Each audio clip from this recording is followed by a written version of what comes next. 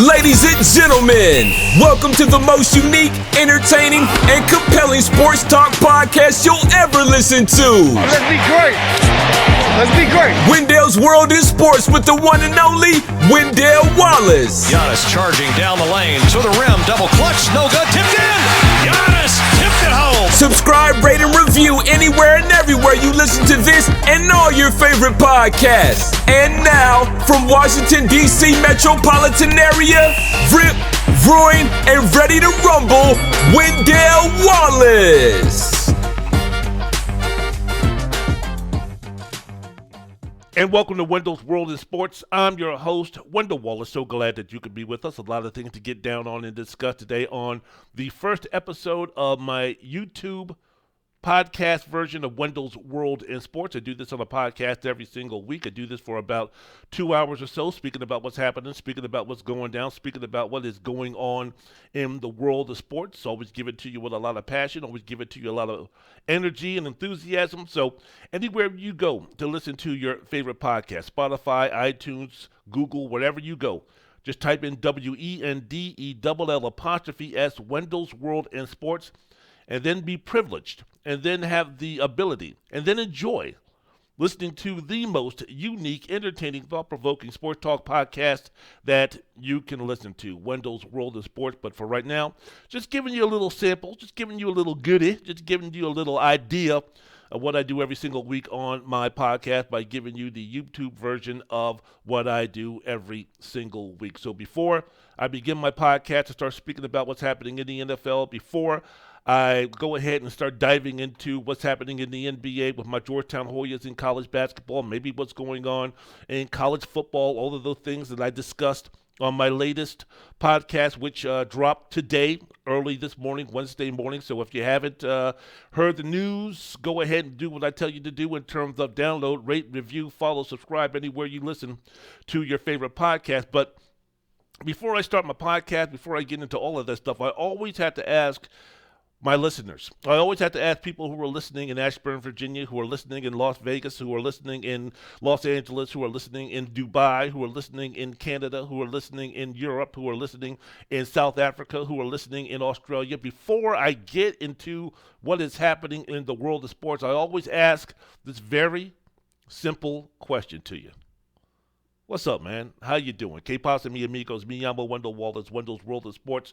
Here to talk about what's happening in the world of sports. Good morning, good abend, Wendell's World of Sports. Here to talk about what's going down in the world of sports. Shalom, wassalamu alaikum, my brothers and sisters. Namaste, konnichiwa. Wendell's World in Sports. I'm your host, Wendell Wallace. So glad that you could be with us. Bonjour, bonsoir, monsieur, mademoiselle.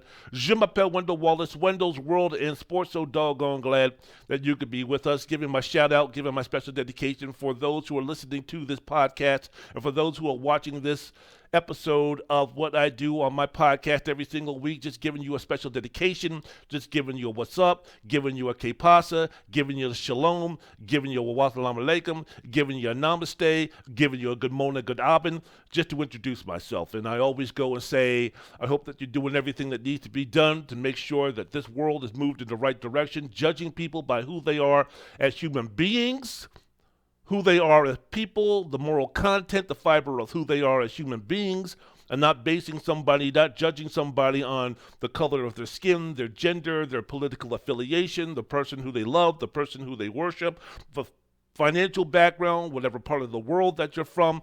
Make sure that when you come across someone, make sure when you have a conversation with someone of a different skin tone, of a different gender, of a different nationality, of a different political affiliation, who reveres another God than you, if they do at all, please, from that perspective, listen, learn, shut up, listen and learn and see what we can do to take the knowledge that we have from those who don't look like us, those of a different gender, and pass on words of wisdom of unity, harmony, and unity to the younger generation. For my generation, too late, we're too ignorant, we're too selfish, we're too racist to really live in a utopian society, which I've always dreamed of. So what we need to do now is make sure that our children and their children and their children moving it along, so 20, 40, 60, 80, 100 years from now, when the kids are in their history class in high school, and they read about what happened in the year 2016, when they read about what happened in the year 2020, when they read about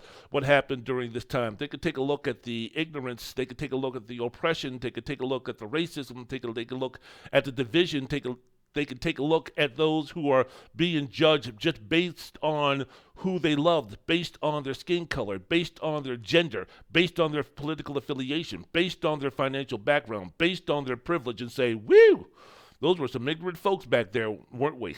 And I'll be up in heaven saying, yes, we were. Or hell, I don't know. Either one. I'll take my chances in heaven, though.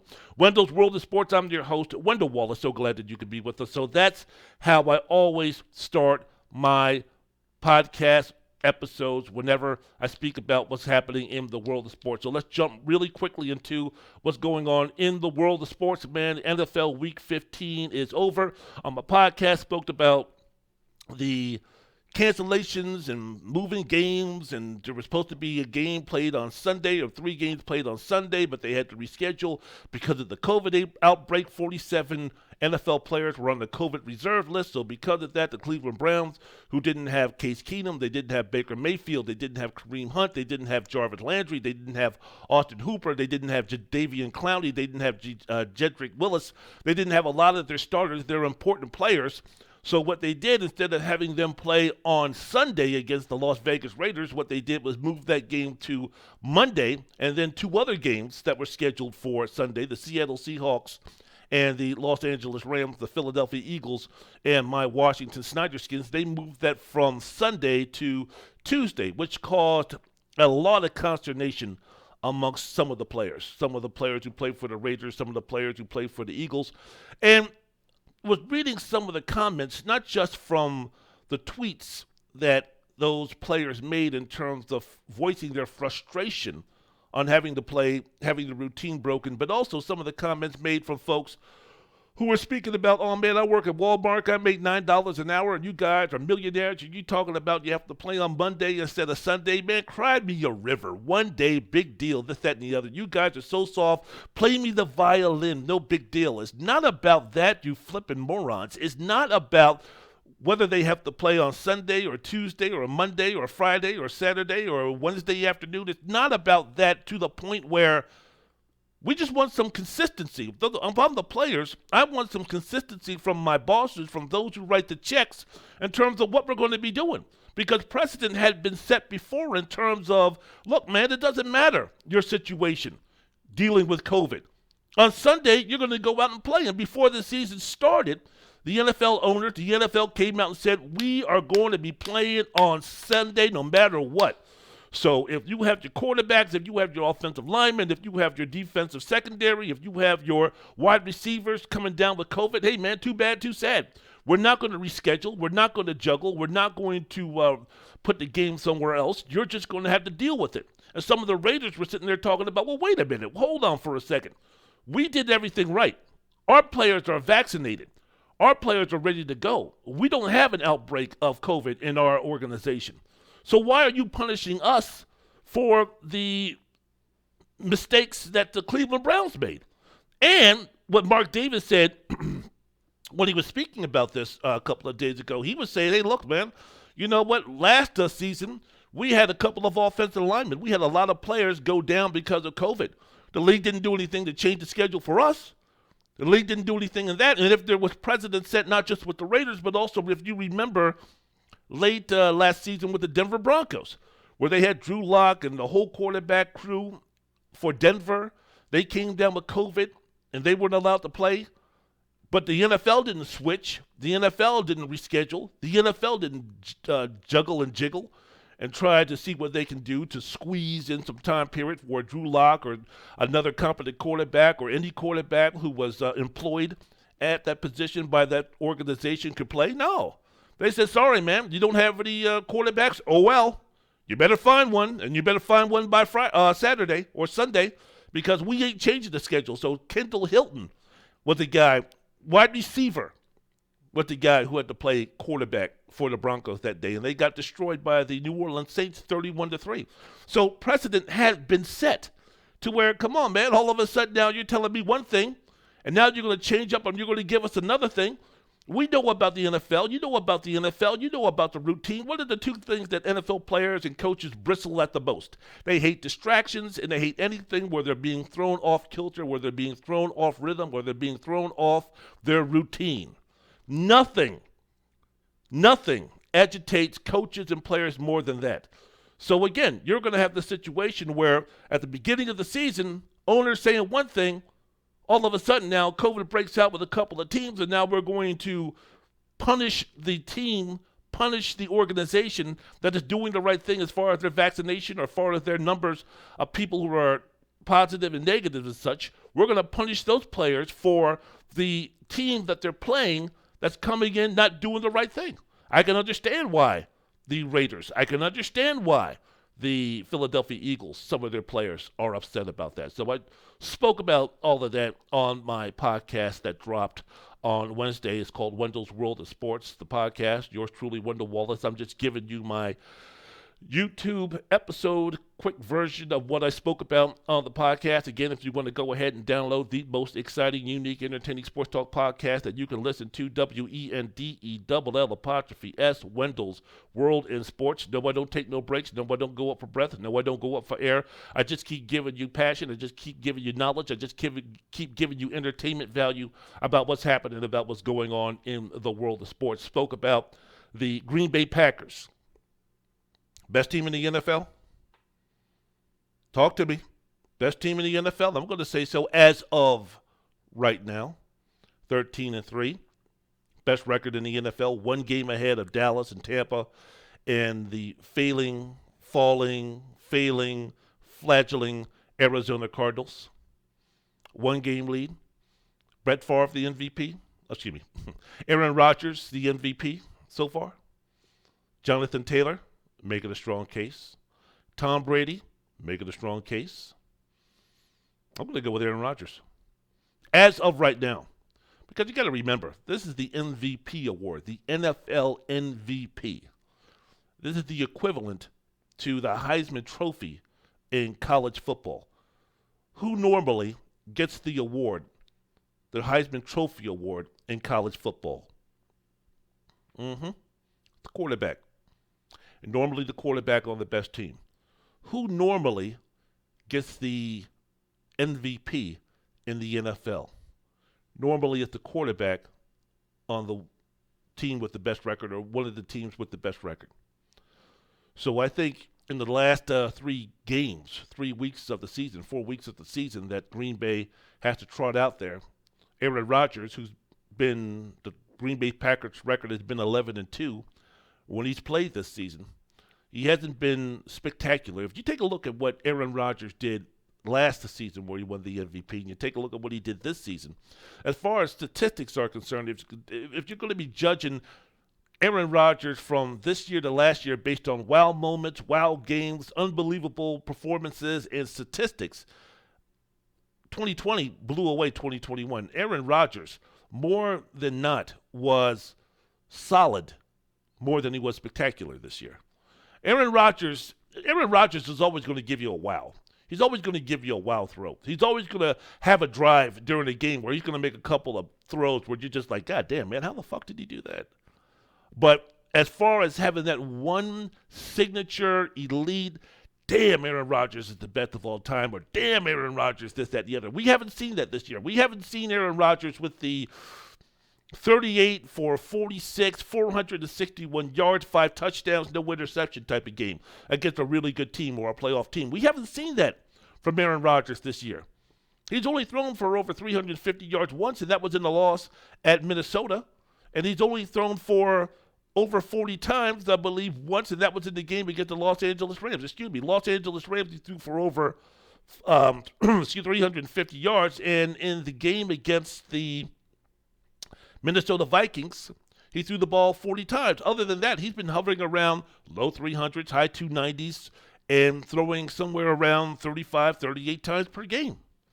So I'm thinking with Aaron Rodgers right now, he gives that signature, unbelievable game. I think the last game of the season he has is against the Detroit Lions, and I think they play the Vikings, and then next week they play the Cleveland Browns. So against the Browns, for instance, if he goes off, he has an unbelievable game, he's winning the MVP.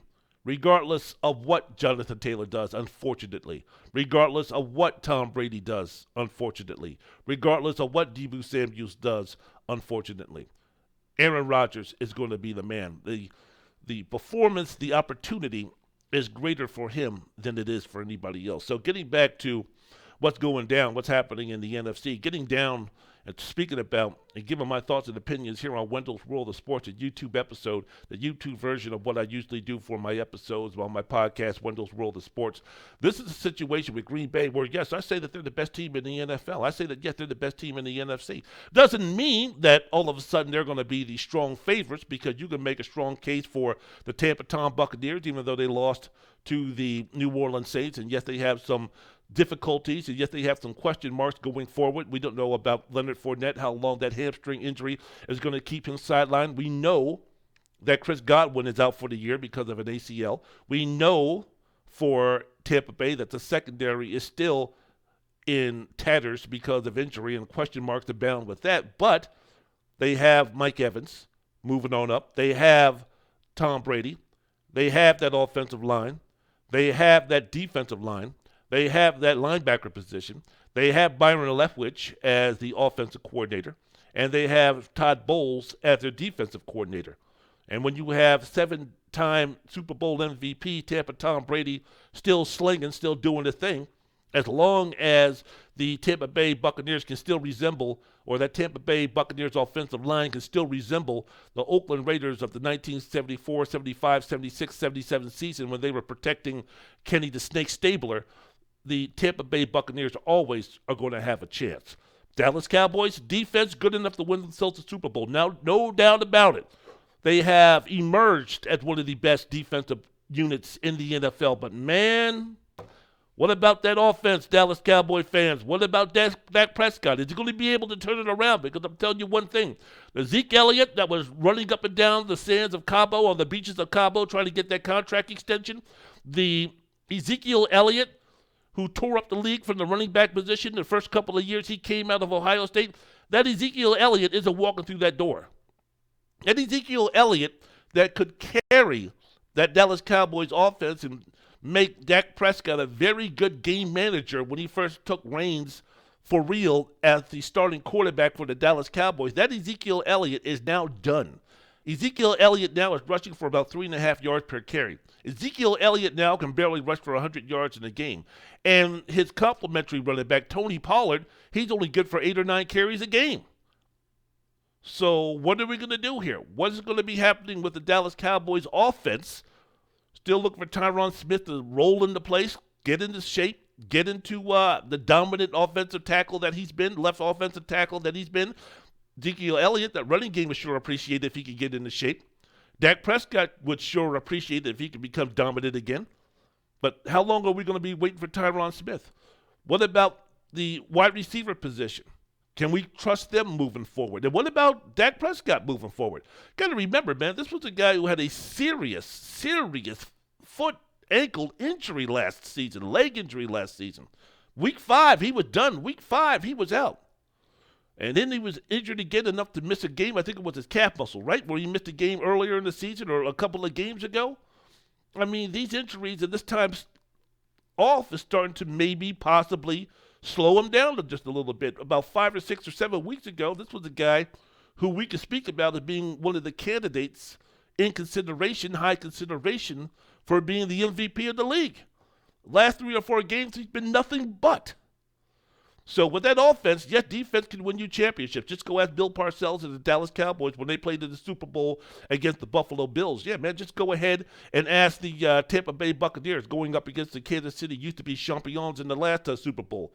Yes, you can have that situation. You can get to a point where you can be a San Francisco 49ers of 2 or 3 years ago where they almost won a Super Bowl based on a running game and a defense. But damn, that defense from Dallas can win themselves a Super Bowl, but it's going to have to take a better level of play from their offense to get them where they want to go. So spoke about that. Spoke about some of the surprises that's happening in the league in terms of, hey, man, you've got the Green Bay Packers sitting at number 1. You've got the Dallas Cowboys sitting at number 2. You've got The Tampa Bay Buccaneers sitting at number 3, the number 4 seed, the falling Arizona Cardinals, who were embarrassed, who were castrated offensively and defensively against the Detroit Lions. So what are we saying here?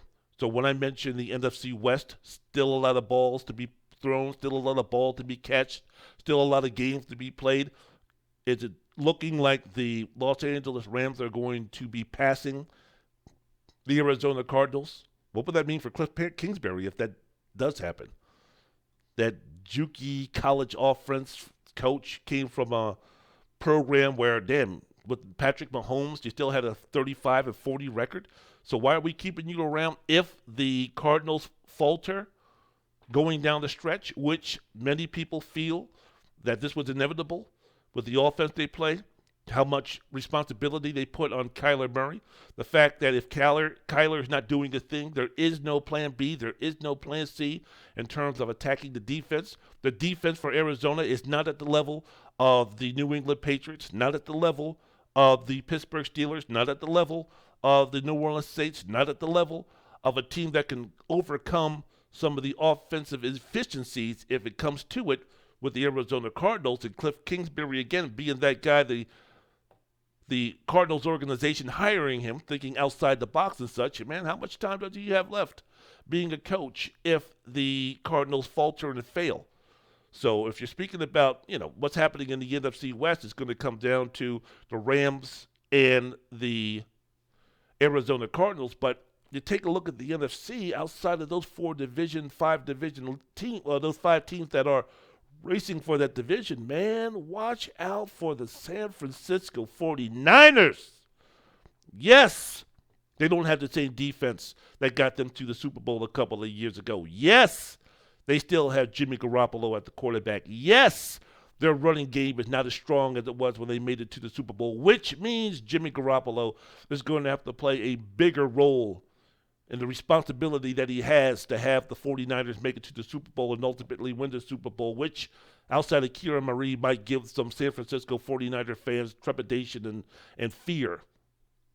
But, man, I wouldn't put on any given Sunday the way that the 49ers are physical, and with Kyle Shanahan getting into a groove, getting into a rhythm, getting into that zone of calling plays. Hey, look, man, Green Bay might be the best team, man, but don't put it past the San Francisco 49ers to go to Lambeau Field, even with Jimmy Garoppolo at their quarterback, and shock the world, shock the football world. The one team in the NFC, which I feel, even let's just say, for instance, that Arizona hangs on and wins the NFC West. And let's just say that the wild card teams are the Los Angeles Rams and the Los Angeles Rams and the San Francisco 49ers and possibly the New Orleans Saints or the Philadelphia Eagles or whatever, the Minnesota Vikings, who's ever going to capture the number 7 spot. Out of those 3 teams, or out of all those teams I just mentioned from the wild card spot, the one team that has the best chance, the most realistic chance of making it to the Super Bowl and winning that doggone thing, or pulling that upset and beating the defending Super Bowl champs, Tampa Tom Buccaneers, or beating the best team in the NFL record-wise so far, the Green Bay Packers, or ending the dreams of Jerry Jones and the Dallas Cowboys. I think it's going to be the San Francisco 49ers. And this team that we're looking for in the AFC to do the same thing, and right now their path to getting to that point where they are real threats. When you think about the 49ers winning 5 out of their last 6 in the AFC, you can almost say that the Indianapolis Colts are the AFC equivalent to what the San Francisco 49ers are in the NFC. And unlike the 49ers, the Indianapolis Colts have this running back named Jonathan Taylor, who should be in serious consideration to be regarded as an MVP, true MVP candidate. If you take a look at some of the responsibilities, if you take a look at some of the numbers in terms of how well the Indianapolis Colts do on offense, it all revolves around Jonathan Taylor. Jonathan Taylor, his responsibility, his impact on the success of the Indianapolis Colts, it ranks up there with the responsibility and the impact that Aaron Rodgers has with the Green Bay Packers. what Kyler Murray has with the Arizona Cardinals. When they were good, what Russell Wilson was with the Seattle Seahawks. When he's not injured, what Lamar Jackson is for the Baltimore Colts in terms of making that offense work. That is Jonathan Taylor. The names I mentioned in terms of having that responsibility, they're all quarterbacks. And now since Derrick Henry is out of commission until January, at the very least, the running back, the only running back with that type of responsibility that could be equatable. That's right, I used that word, equatable. Don't look it up, kids. Equatable to what the quarterbacks are doing in the NFL is Jonathan Taylor. When he rushes for 100 yards, the Indianapolis Colts are 8-0. When he doesn't, the Indianapolis Colts are 0-6. After starting off 0-3, when Jonathan Taylor got motoring, he averaged 122 points a game. The Colts went 8-3. Hello, how you doing? They're the number 5 seed in the AFC. The number 1 seed right now, the Kansas City football team. The number 2 seed right now, the New England Patriots. The number 3 seed right now, who's the number 3 seed right now in the AFC? You got Kansas City, you got New England, you got Tennessee at number 3, and you've got the Cincinnati Bengals at number 4, with the Colts at the number 5 position. Number 6, now I know number 7 is Buffalo. Number 6 is the Los Angeles Chargers. So those teams, as I mentioned before, from the wild card spot in the AFC, it's going to be that team. Who do you think is going to have the best opportunity? You think it's going to be, you could maybe mention Josh Allen and the inconsistent offense of the Buffalo Bills and the defense that allows really good running games to run roughshod over them this season, and the fact that Josh Allen really doesn't have a running game unless his name is Josh Allen to work with. I'm going to go with the Indianapolis Colts. My only fear with the Indianapolis Colts, and you know what I'm going to say, can you trust Carson Wentz? Can you trust that man? Because there's going to come a time, both him and Jimmy Garoppolo, there's going to be coming a point in a game, in the playoffs, where it's going to be, you got to do something, man. You got to go ahead and you got to make some things happen. And how confident are you of Jimmy Garoppolo going to Lambeau Field and going up against Aaron Rodgers in January? How confident are you in Carson Wentz that they can go to Foxborough, that they can go to is Arrowhead? Is Arrowhead even? Is that the name of the stadium? Well, basically going to Kansas City and playing Patrick Mahomes and Travis Kelce and Tyreek Hill and ever-improving Kansas City defense. How confident are you in Carson Wentz when they have an 8-man box with Jonathan Taylor? And maybe Taylor is not doing what he needs to do in terms of being the impact player that he's been because of the circumstances put down by a revenge-hungry Bill Belichick after the way that the Colts embarrassed the New England Patriots on that Saturday, 27-17. Bill Belichick coming back full bore to see what he can do. What are we going to do when that happens? And it's like Carson, 3rd down and 6. Carson, 3rd down and 8. Fourth quarter, Carson, we're up 21-17 with 3:54 left to go. The Patriots just scored a touchdown to make it 21-17, and they still got their timeouts. The place is rocking. The place is rolling. Mac Jones is feeling good about himself. Josh McDaniel has his mojo back. We need to quiet this crowd. And everybody in the stadium, everybody in the New England area, everybody up and down the East Coast knows that they're going to be looking for Jonathan Taylor. Carson Wentz, can you make a play up 21-17, 3rd and 7, 3rd and 8 from your own 35-yard line with 3:54, with 2:17 left to go in the game? Can you make that throw? Can you make that play? Can you make that decision?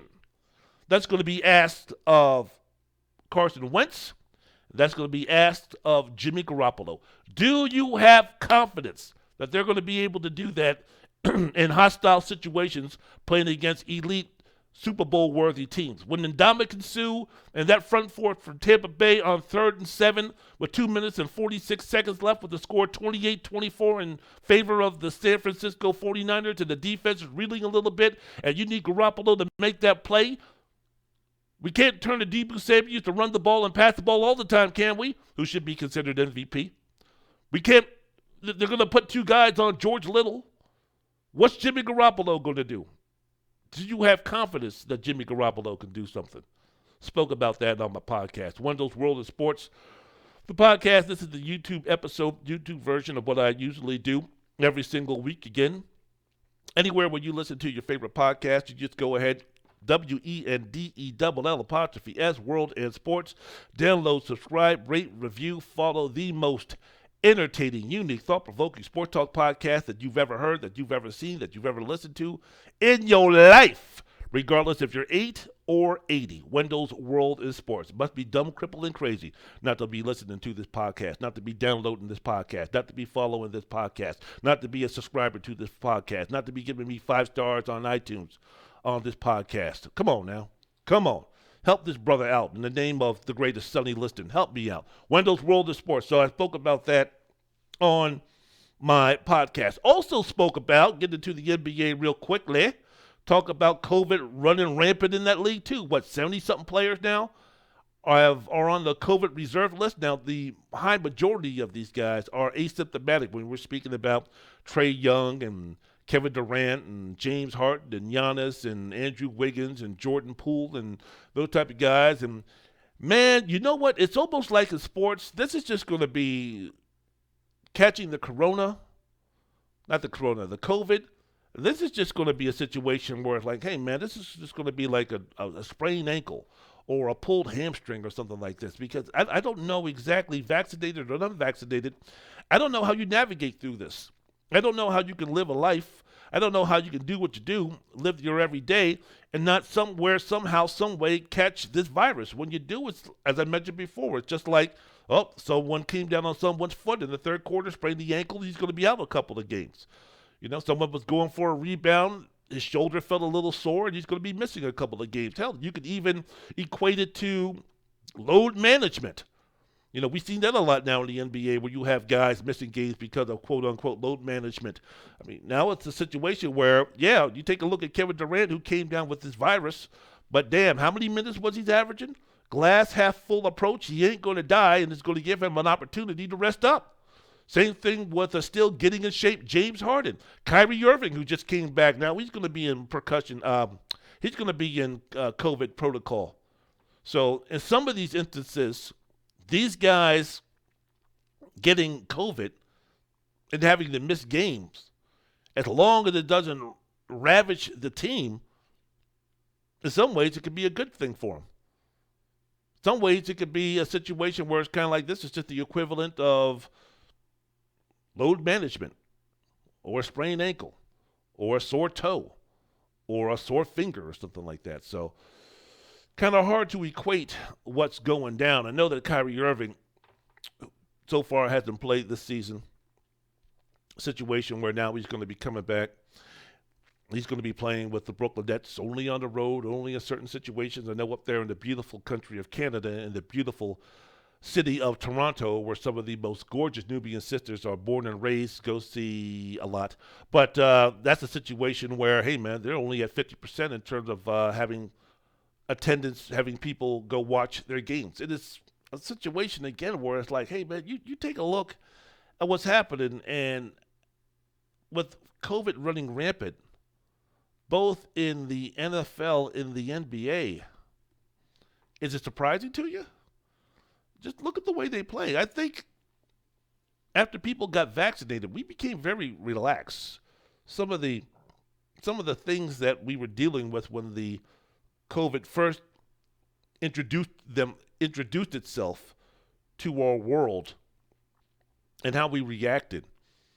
I think now when people get the vaccine, me included, I'm not going to sit here and be holier than thou, me included, we became laxed on some of the things that we needed to do to make sure, man, that we didn't catch this virus again. Even though you're vaccinated, you can still catch this virus. Even though you've been vaccinated and taken another shot, you can still become COVID positive. Now, of course, the difference for those who are ignorant enough to have that argument that that's the reason why I'm not going to get vaccinated, it's no big deal, and this, that, and the other. Well, yes, the difference is if you are not vaccinated, your chances of dying increase. The chances of you being on an ICU and being in the hospital for 45 days increase. The chances of you having long-term effects in terms of overcoming this disease is greatly diminished if you get the vaccine. But it doesn't mean, of course, common sense and educated folks know that even though you get vaccinated, double vaxxed, in the booster shot, it doesn't mean that you are immune to getting this disease. It means that in most cases you won't die, or your chances of dying are greatly diminished. So it's a situation where you take a look at it. Take a look at an NBA game. Take a look at an NFL game. Do you see anybody? Now, they're starting to do it a little bit more, but at the beginning of the season in the NBA, how many players did you see in the sitting on the bench wearing a mask? When you remember when the NBA first came back and were put in that bubble, you remember, watch about Georgetown Hoyas in college basketball, you notice that those seats, the bench, those players had their own assigned seats, and they were all 6 feet apart. In the bubble and in college basketball this season. You don't see that now in college basketball in the NBA. You see some coaches, you see a lot of the coaches wearing the mask, but when they're talking to their teammates or they're talking to their players during the timeout, they take that mask off and they start speaking right there. How close in proximity are those players to that coach? The players aren't wearing a mask. The coaches aren't wearing a mask. The other players who are not playing, who are surrounding that huddle, they're not wearing a mask. They're in an arena that's full where there's a whole lot of people who aren't wearing masks. So are you surprised? Are you flabbergasted? Are you confused? The fact that now we see COVID being running rampant with some of these organizations, both in football and in basketball. How many players do you see on the bench, on the sidelines in an NFL game wearing a mask? How many teams did you see during the offense is being on the field, the defense is off the field, the defense is on the field, the offense is off the field, where you see the offensive players 6 feet apart? And I know that idea might sound antiquated and out of date, and we don't need to do that anymore, but I'm sorry, at the Cleveland Browns, as some of these other teams who have been ravished and devastated by this COVID situation in terms of their ability to field a team that can go out and truly compete. Not unless you think Nick Mullins is going to be the next Tom Brady in disguise. So this was a situation where, hey, man, we're in a stadium, 50, 60, 70,000 people deep, the majority of them not wearing masks, in a sport where just playing the sport itself, you're going to be close proximity to people. I don't know, tackling, huddling, lining up at the line of scrimmage. Yeah, those guys are right next to each other. Kind of hard to keep 6 feet apart during those games. So the chances of you getting the COVID increase just by the way you play the game. Playing the NBA, yeah, you are guarding people. In the NBA, yeah, you are boxing out people. Yeah, in the NBA, you are high-fiving people as you're running down the court, your teammates. Yeah, kind of understandable that COVID in an arena full of folks who aren't wearing masks, yeah, kind of common sense that, yeah, COVID is going to be, showing its ugly side to these people in terms of people getting, players getting, coaches getting getting COVID, testing positive for COVID-19. So you're just going to have to move on. As I mentioned before, Kyrie Irving is back. He's not vaccinated. I don't know what that means for him. There's plenty of players right now who aren't vaccinated. I think that Josh Richardson is not vaccinated, and there's a report that he's caught COVID like 4 times this season or some nonsense like that. So, we'll see exactly what happens. I'm looking to see the return of the Kyrie. And the Brooklyn Nets had to blink in terms of when he first made the decision. They had to go NFL in terms of the COVID and changing and rearranging schedules and doing the okey doke to his players.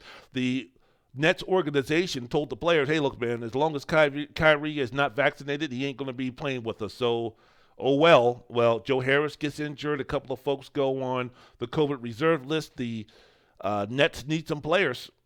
Joe Johnson is back in the league. Matt McClung got a 10-day contract with the Chicago Bulls.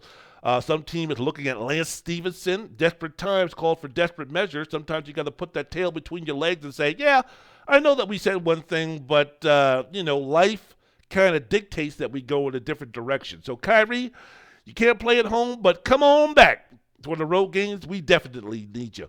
The hope and the thought and the prayer and the, thing is that maybe if Kyrie is around his teammates, maybe if Kyrie gets around Kevin Durant and James Harden and such, his boys, his homeboys, that maybe, especially Kevin Durant, can maybe say, hey, look, man, we need you for the entire time. We don't need you just 50% of the time or 30% of the time, or we need you all the time.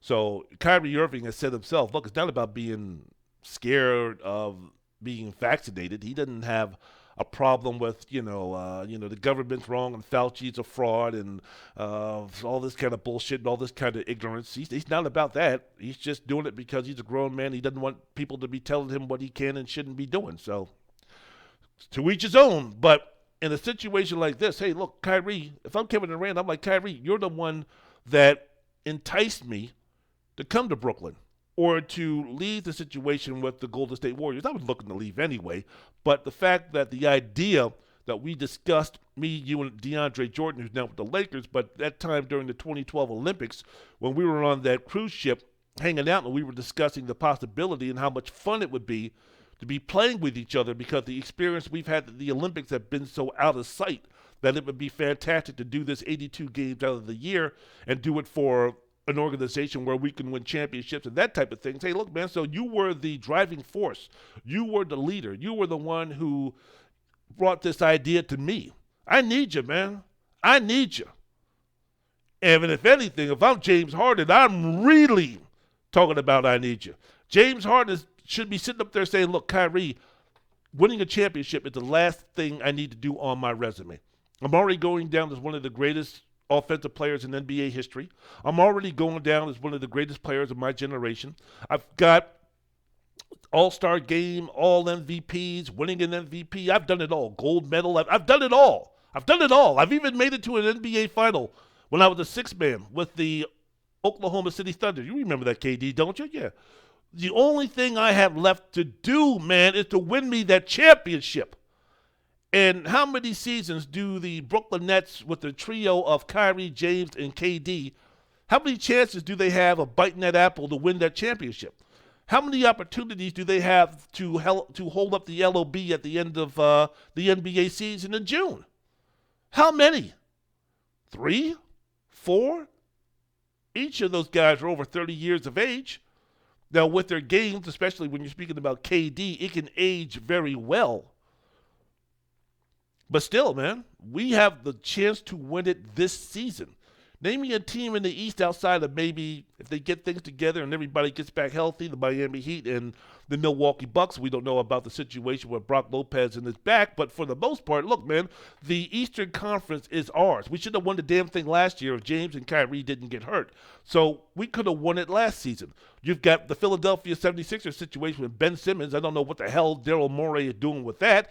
You've got a situation where we don't know what's happening with the Boston Celtics and how they're going to be performing. The Washington Wizards, who started off strong, are fading. You've got the Chicago Bulls, but, okay, they've been a nice story, but do they have the playoff experience? Do they have the firepower? Do they have the star power to go up in a 7-game series against a Kevin Durant or James Harden and a Kyrie Irving if they're all healthy, relatively healthy? Are you going to put the trio of Vucevic, DeMar DeRozan, and Lonzo Ball? You're going to put that up against a focused, a ready, and relatively healthy Kevin Durant, James Harden, and Kyrie Irving? I wouldn't. So it's like, if I'm James, it's like, man, we're right there. And take a look at the West. The West is stacked, man. The West is loaded in terms of top-tier talent when you've got Golden State, Phoenix, and Utah doing the thing. But, the Lakers, who were supposed to constitute a super team of the West when they traded for Russell Westbrook, they're faltering, and now Anthony Davis is going to be out for 4 weeks with the MCL sprain in his knee. So you saw that game against Phoenix the other night, this past Tuesday, where they got their asses whooped at home. LeBron scoring 32 points but not getting any help. Hey, look, man, you've got a handful of teams in the Brooklyn Nets. If I'm James Harden, I need you, Kyrie, because guess what? Depending upon injury to the other teams, we might squeak out of the Eastern Conference without you, but without you, we ain't beating the Golden State Warriors. We ain't beating the Phoenix Suns. We ain't beating the Utah Jazz. Yeah, I know you might consider them a regular season team, But we ain't beating the Utah Jazz if it's just going to be KD, James Harden, and then a bunch of role players and other folks. James Harden needs Kyrie Irving. There, Kyrie, we need you now. Take the shot, get yourself back on the court, and help me. Help me win that championship. If I'm James Harden, what's the difference? Folks out there who want to talk about KD only won his 2 championships because he joined the best team in the league. He joined a team that won 73-9 the season before, and he was riding the coattails of Steph Curry. Bullshit, man. Kevin Durant was the best player on that team. It was Steph Curry's team, but the best player on that team was Kevin Durant. Don't think that he Mitch Richmond his last year with the Los Angeles Lakers to a championship. He didn't win those jewels that way. So 10, 15 years from now, when Kevin Durant's in the Hall of Fame, and we're talking about the best players in the NBA of all time, and we talk about MJ, we talk about Giannis, we talk about Luka, we talk about Wilt, we talk about Russell, we talk about Baylor, we talk about MJ, we talk about Magic, we talk about Bird, we talk about Kobe, we talk about all these guys. And then we come to LeBron and Kevin Durant and people of his generation. You don't think those 2 championships that Kevin Durant have is going to strengthen his argument? Or you don't think that having 2 championships with the Golden State Warriors during that time, during that super team, the best super team, I think, of them all in terms of the 21st century, or was it now, of the 22nd century, whatever, you don't think that having 2 rings opposed to 0 is not going to play a role when we start trying to figure out exactly where does Kevin Durant fit with the all-time greats? It's going to be the same thing with James Harden, man. You can sit there right now and talk about James, pouted and held his team hostage and got his wish and went to Houston and all those type of things, and went from Houston to the Brooklyn Nets, and he joined Kevin Durant and Kyrie Irving and a watered-down COVID-filled league at that time, and he won his ring that way and this, that, and the other. He didn't do it the Jordan way. He didn't do it the Giannis way. He didn't do it the Bill Russell way. He didn't do it the Kobe way. He didn't do it the Shaq way. He did whatever, man. Bullshit. A ring's a ring. 10, 15 years from now, as of right now, at the end of the season, you can argue about the validity of Kevin Durant getting another ring, Kyrie getting another ring, and James Harden getting his first ring, and where does that stand when you start speaking about the best players of all time in the NBA. But as of, right now, James Harden winning a championship, however he did it, joining a super team, whatever. Nobody's holding a grudge against Kevin Garnett because he had to join the Boston Celtics with Ray Allen and Paul Pierce because he couldn't get it done at the main focal point, best player on the team for about 10 years with the Minnesota Timberwolves. There's still a debate about which player is better, Dirk and Kevin Garnett. And that you want to take a look at the definition of what people are crying and yapping about. Didn't Dirk do it the right way? Didn't Dirk stay with the same team? And he didn't ask for a trade. He didn't have to have the other best players join him and all this type of stuff, while KG had to join the super team to win a championship.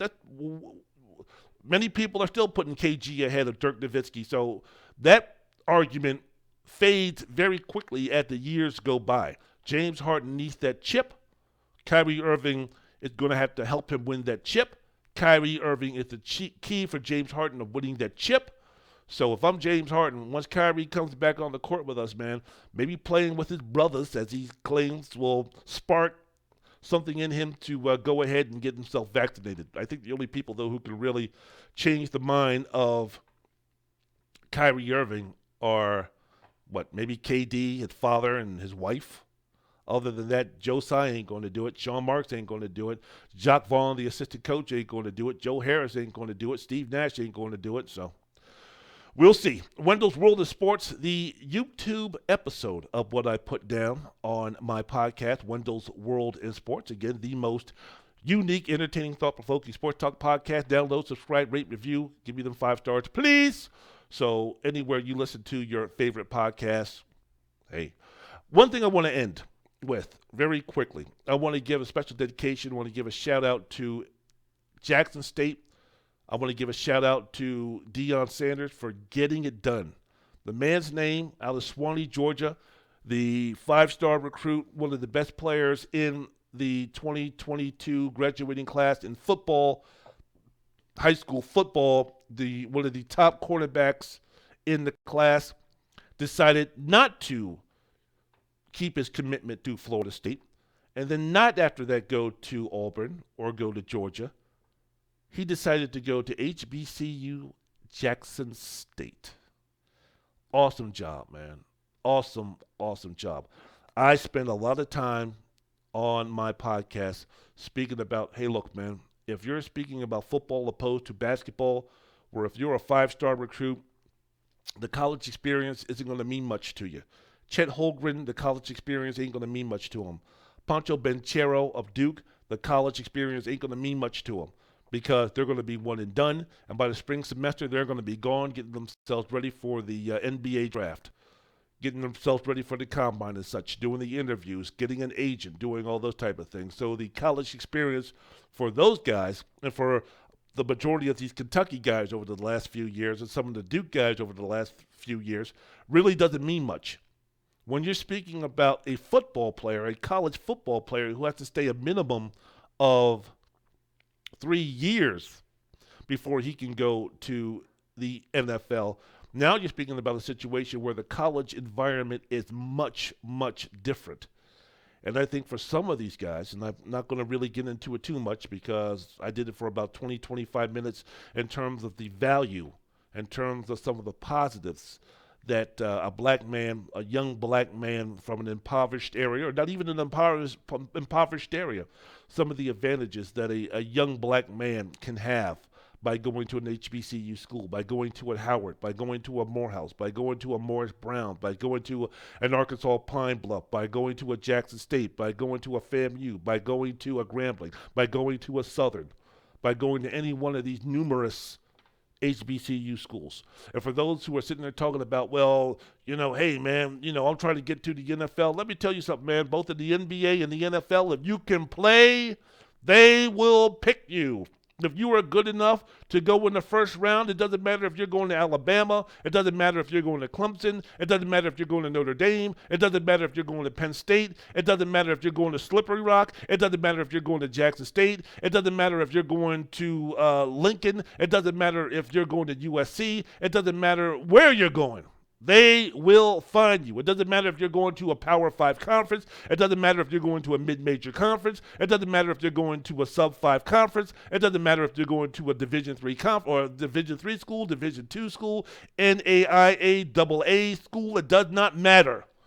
The NABF, NEBC, EBF, IGH, HMLO, whatever, it doesn't matter. If you can play football, they will recruit you. If you can play football, they will draft you. If you can play football, you will get an opportunity. If you can play football, you will get paid. If you can play football and become a mature man and become a great football player, you will be generationally super duper rich. If you got skills, if you don't have any skills to be an NFL football player, Alabama ain't going to bring it out of you. Nick Saban ain't going to bring it out of you. Lincoln Riley ain't going to bring it out of you. Dabo Swinney is not going to bring it out of you. Ryan Day is not going to bring it out of you. Jim Harbaugh is not going to bring it out of you. They're just not. Steve Sarkisian is not going to bring it out of you. If you can't play quarterback at a high level, if you don't have the talent to be an NFL quarterback, I don't give a damn where you go. I don't give a damn who your coach is. I don't give a damn what the facilities are. I don't give a damn what the dorm rooms look like. I don't give a damn how many times you're on television. I don't give a damn how great your team is. I don't give a damn how many times you make the college football playoffs. I don't give a damn how many times you win the national championship. I don't give a damn how many times you're interviewed on SportsCenter. I don't care. You will not be drafted first round in the NFL if you cannot play regardless of where you go to school. You can't, doesn't matter. But then again, if you can play, if you have some talent, if you have some potential, ask Steve McNair. Well, you can't ask Steve McNair right now because he's dead. But ask a multitude of players who played at an HBCU school who are now in the NFL. You'll get your chance. You'll get your opportunity. And guess what? If you can play, you'll get paid. You will get paid. So that's some of the things I was speaking about with this decision. Went into it a little bit more, but I'm done. I'm done. I'm ready to end this bad boy. So I want to thank you very much for listening to this podcast. The YouTube version of Wendell's World of Sports. Again, download, subscribe, rate, review the most entertaining, unique, thought-provoking sports talk podcast that you can listen to. For my man Sonny Liston, for my man Muhammad Ali saying, "Get up, chump!" out there in Lewiston, Maine, back in 1965, the greatest of all time. I wonder up in heaven if Ali and Sonny Liston, how many times have they fought? I'm kind of wondering if Sonny Liston even made it to heaven. But that's for another podcast. So, yeah, man, I want to thank everybody for watching. I want to thank everybody for listening. Again, go Wendell's World of Sports podcast. Do what you need to do to continue to make my podcast grow. I'm going to end it with a little bit of music. Everybody be safe. Everybody be good. Everybody have a great holiday. Everybody enjoy your Merry Christmas. Everybody enjoy your Kwanzaa. Everybody enjoy what you celebrate. Everybody stay safe. Everybody do what you need to do to be a better person, to make sure that our children, the younger generation, have a chance to live in a society that we are currently not living in, full of unity, full of harmony, full of respect, full of love for each and every one of us, regardless of skin tone, regardless of gender, basing it on who they are as people and human beings, not anything else. Let's see our generation, my generation, can get that done. Shall we? All right. Time for some music.